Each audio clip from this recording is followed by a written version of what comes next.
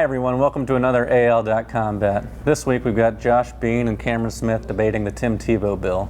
Now Josh, you've covered high school sports for a long time. Tell me, why don't you think homeschool students who already pay local taxes should be able to play for their local public school? One of the biggest things about high school sports is it teaches us lessons that we're going to be able to use for the rest of our lives.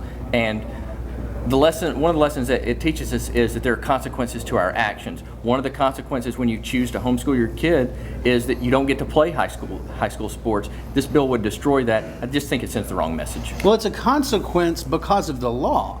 We would just be changing the law so that consequence wouldn't be there anymore. And these parents are already paying taxes to the system, and this is an extracurricular activity. Yeah, but Cameron, this would only affect high school sports. What about the other extracurricular activities? Well, I think if it's good enough for sports, it should be good enough for everybody else. And I think that that's a fair argument. I think that that's a reason to expand upon it rather than limit it. So you're saying a broader than Tim Tebow bill? Sure, because at the end of the day, if we're looking at this is not part of the base curriculum, this is an extracurricular activity that students benefit from. It's separate from the curriculum base, and it's certainly something that students should be able to participate in. I certainly don't think it's separate from the curriculum base. I think that teachers they're coaching math or science, whatever they're teaching during the day. So they're treating athletes specially in school, or is it just the fact that sports is an extension of the school experience? It's not separate. You just said it's separate, and it's not separate. But it is. They're going to class in one setting, and they go into class in a homeschool setting.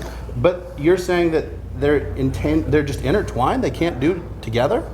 What I'm saying is that if you want to wear Viger High School or Central High School or Hoover High School across the front of your jersey, you should be enrolled and walk the halls with everybody else. You should follow the exact same rules as everybody else. That brings up a broader question. Cameron, I think this legislature in particular is, we've passed charter school bills, we've passed voucher bills, we're now passing the Tim Tebow Act. Sure. Why are we trying to keep our kids from going to public school? We're giving them every out possible. Isn't sports an incentive to go to public school? We're giving parents every option possible. Every out, that sends the wrong signal. It says, well, we don't like our public education, so we're trying to get people out of it. No, we're trying to create options. That's certainly for what parents. it seems Give like. them another choice. And they already have a great choice, which is virtual schools.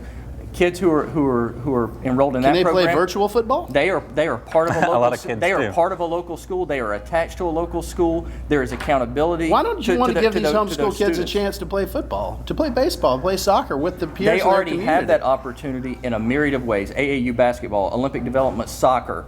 But when it comes to junior high school golf, sports, they can't. That's right, because it's called interscholastic sports. It's a school versus a school, and if you want to play and have the name of the school on your jersey, you should be enrolled there. Hopefully the kids will be this competitive on the field. Thanks, guys.